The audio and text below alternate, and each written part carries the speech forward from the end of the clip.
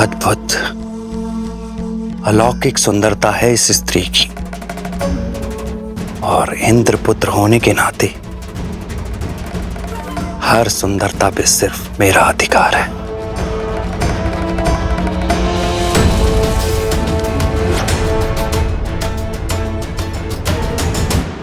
सीते? हाँ। केवल हाँ, मुड़कर भी नहीं देखेंगी? पीछे मुड़कर देखने का लाभ तब है जब आप वो सामने लेकर आएंगे जो आपने अपने पीछे छिपा कर रखा है।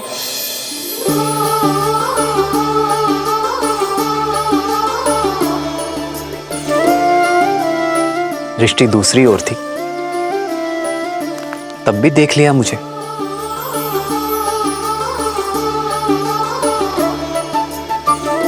क्योंकि अपने राम को देखने के लिए सीता को दृष्टि की आवश्यकता नहीं आ रहा है। जन्म जन्म का है ये संगम, राम रतन सीता वैभव धन। ये तुम्हारे लिए है सीता। पुष्प सुंदर है, और जिस प्रेम से आपने इन्हें गूंथा है, अब ये दिव्य हो गए हैं।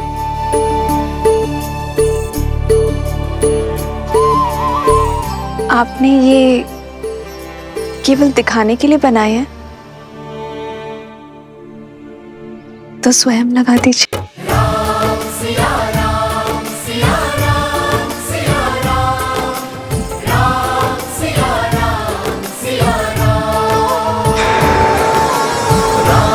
सिया राम सिया राम सिया राम, राम सिया राम। प्रसन्न हो सीता? हाँ, किंतु मुझे प्रसन्न करने के लिए उपहारों की आवश्यकता नहीं है आर्य। केवल आपका साथ ही पर्याप्त है। जानता हूं सीता, किंतु प्रेम पालेने के बाद उसका महत्व कम आंकना ही पुरुषों की सबसे बड़ी भूल होती है। जो है, जितना है, उसी में निरंतर प्रयास करना ही सच्चा प्रेम है। फिर महाराज दशरथ की सबसे प्रिय पुत्र वधु और महाराज जनक की सबसे प्रिय पुत्री के लिए मैं इतना ना कर सकूं, तो फिर मेरे पुरुषार्थ का लाभ ही क्या है?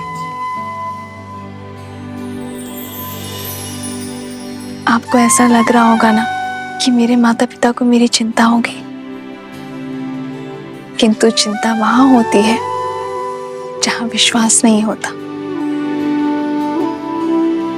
और मेरे माता पिता को आप पर पूरा विश्वास है।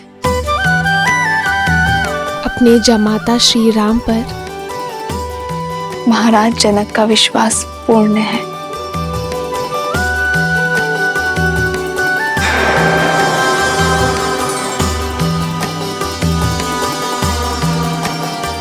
सिया राम सिया राम सिया राम सिया राम।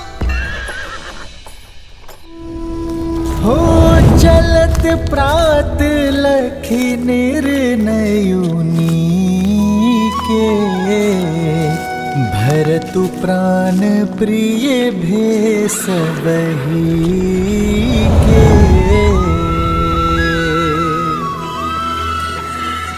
मुनि ही बंदी भरत ही सिरुनाई, चल सकल घर विदा कराई।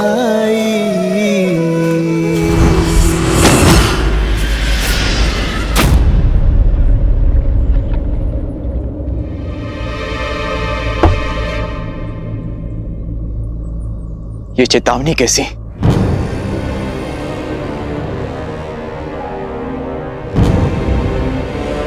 अयोध्या की सीमा लांघकर हम निषाद राज गुहा की सीमा में प्रवेश कर चुके हैं।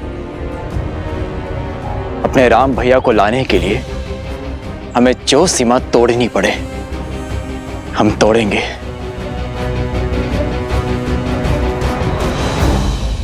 निषाद राज गुहा हमारे मित्र हैं। ऋणी है अयोध्या निषाद राज की, जिन्होंने कुमार राम की हर संभव सहायता की है। फिर तो वो हमारे मित्र हुए और पूजनीय भी। मैं अभी उनसे मिलकर उनकी सीमा पार करने की अनुमति लेकर आता हूं।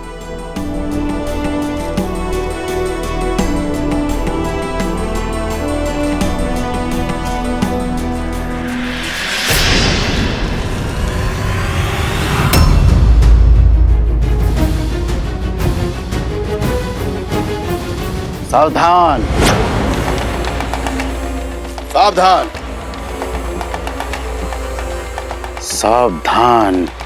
अयोध्या नरेश भरत, निषाद राज की सीमा पार करके श्री राम के लिए संकट नहीं बनने देंगे हम तुमको। आप अनुचित समझ रहे हैं निषाद राज। मैं तो बस आपसे। हम उचित समझ रहे हैं। देव तुल्य श्री राम को अयोध्या महल से निकलवा बनवासी बन के भी तृप्त नहीं हुई तुम्हारी आत्मा, जो यहाँ इस सेना को लेके आक्रमण करने चले आए।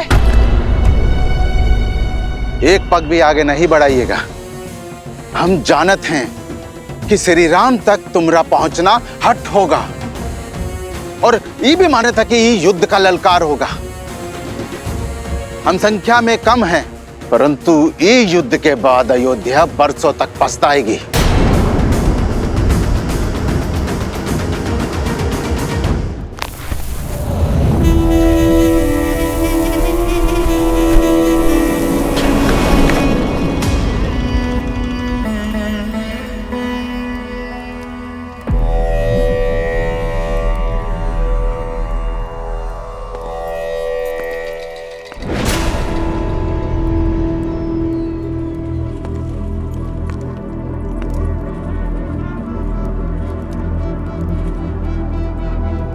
मैं जानता हूं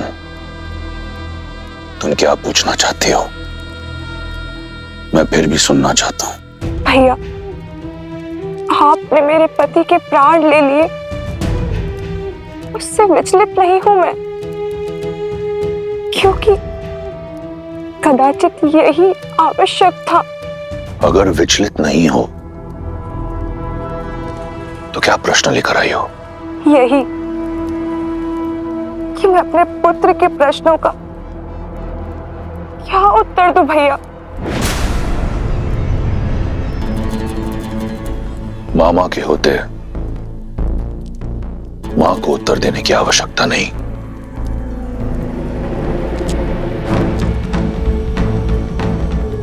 मेरे प्रिय भांजे, तुम्हें पता है इस संसार को लगता है कि तुम्हारे मामा के सीने में हृदय है ही नहीं।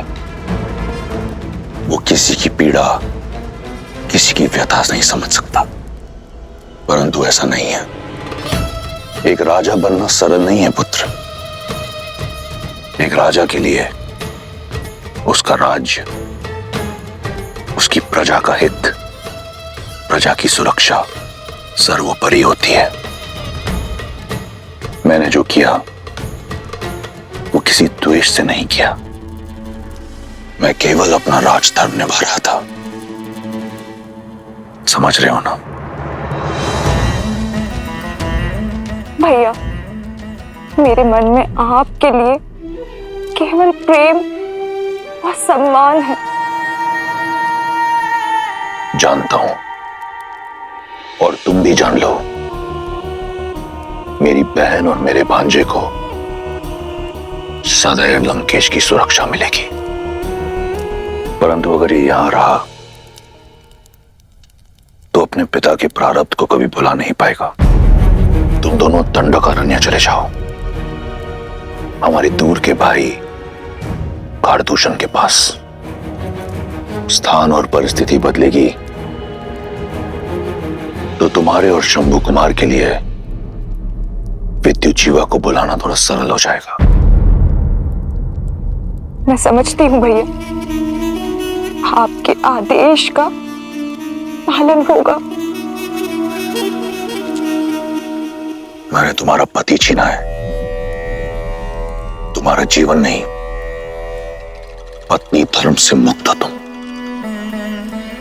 जीवन का नया पथ और नया साथी चुनने को स्वतंत्र हो तुम। ये मेरा वचन है, जो भी तुम्हें भाएगा तुम्हारा होगा, किसी भी मूल्य पर। ये रावण का वचन है।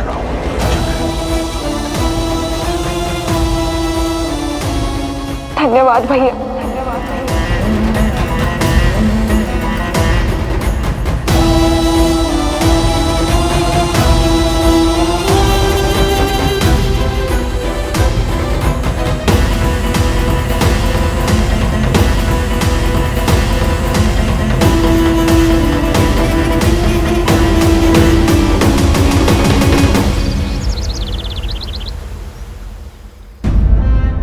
महाराज दशरथ का देहांत और मेरी सीता, राम, सीता और लक्ष्मण को वनवास भेज दिया गया है।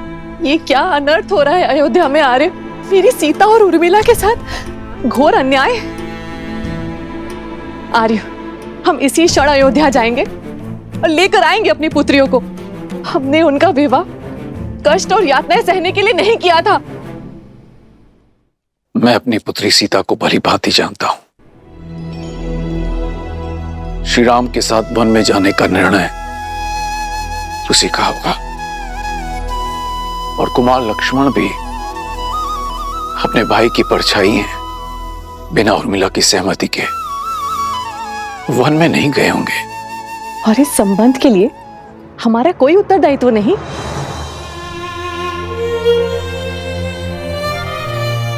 माता पिता को अपनी पुत्री के वैवाहिक जीवन में हस्तक्षेप नहीं करना चाहिए सुनैना, जब तक वो दोनों हमसे अपना परामर्श न मांगे। और राम और सीता का संबंध तो स्वयं महादेव ने चुना है, और मुझे पूर्ण विश्वास है कि राम सीता का हर परिस्थिति में साथ देंगे। और यदि उन्हें कोई पीड़ा होती, कोई समस्या होती, तो वो हमसे हमारी सहायता अवश्य मांगते। माना कि राम और सीता ने हमसे कोई सहायता या परामर्श नहीं मांगा, परंतु कुमार भरत भी तो हमारे जमाता है ना। और उनका ये पत्र, ये संकेत है कि वो हमारी मंत्रणा चाहते हैं। क्या आपको अब भी यही लगता है आर्य कि हमें नहीं जाना चाहिए?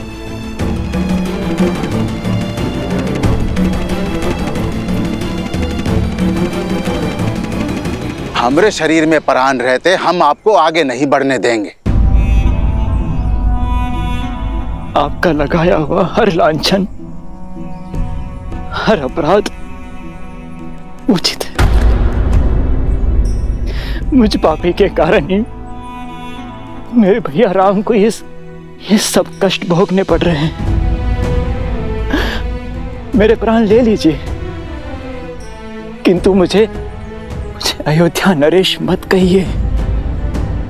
इससे मेरे श्री राम का अपमान होगा, क्योंकि वो सिंहासन केवल उनका है। ये भरत अपने भैया का केवल दास है। आपको मेरे प्राण लेना है तो मेरे भैया से भेंट करने के बाद ले लेना, क्योंकि ये जो भरत आपके सामने खड़ा है ये केवल देह मात्र है।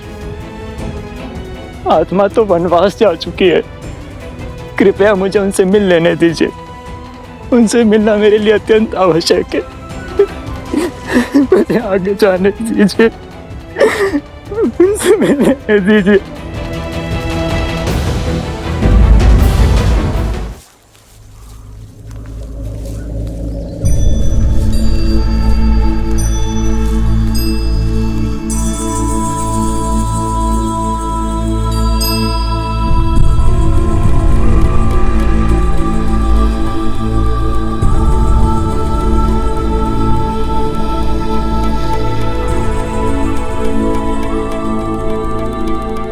ये का है?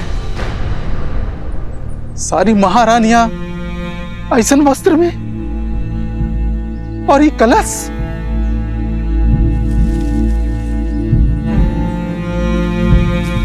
अपने धर्मात्मा पिता महाराज दशरथ की चिता को अग्नि देकर आ रहा हूं। उनकी पावन अस्थियां अपने साथ लेकर जा रहा हूं ताकि उनके ज्येष्ठ पुत्र मेरे राम भैया उनकी अस्थियों का विसर्जन कर सके।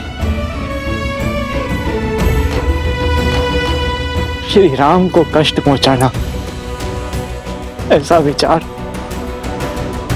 मैं स्वप्न में भी नहीं कर सकता। मेरी मंशा तो उन्हें उनके उचित स्थान अयोध्या के सिंहासन पर बैठाने की है। यदि आपको अब भी मुझ पर संदेह है तो लीजिए,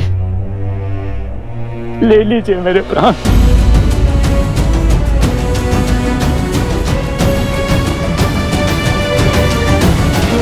क्षमा प्रार्थी हूं आपकी मंशा पर संदेह किए। क्षमा।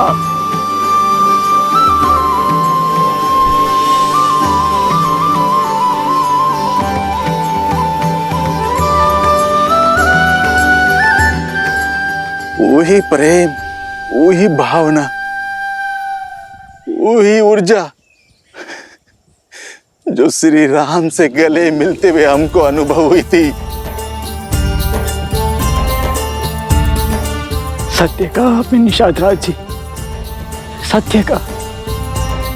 मुझे भी ऐसा ही आभास हुआ जैसे मानो मेरे राम भैया ने मुझे अपने हृदय से लगा दिया। बताइए ना, किस और गए हैं वो? मैं वहां की पावन धरती को नमन करना चाहता हूं जहां मेरे श्री राम ने अपने चरण रखे। किस और गए? हम आपकी भावना का आदर करत हैं, पर हम श्री राम के दास हैं, उनकी आज्ञा नहीं टाल सकत। वो बोले कि अयोध्या की सीमाओं को मेरे मित्र निषाद राज की निगरानी की आवश्यकता होगी। हमारे मार्ग के बारे में किसी से कुछ मत कहिएगा, किसी को हमारे पीछे मत आने दीजिएगा।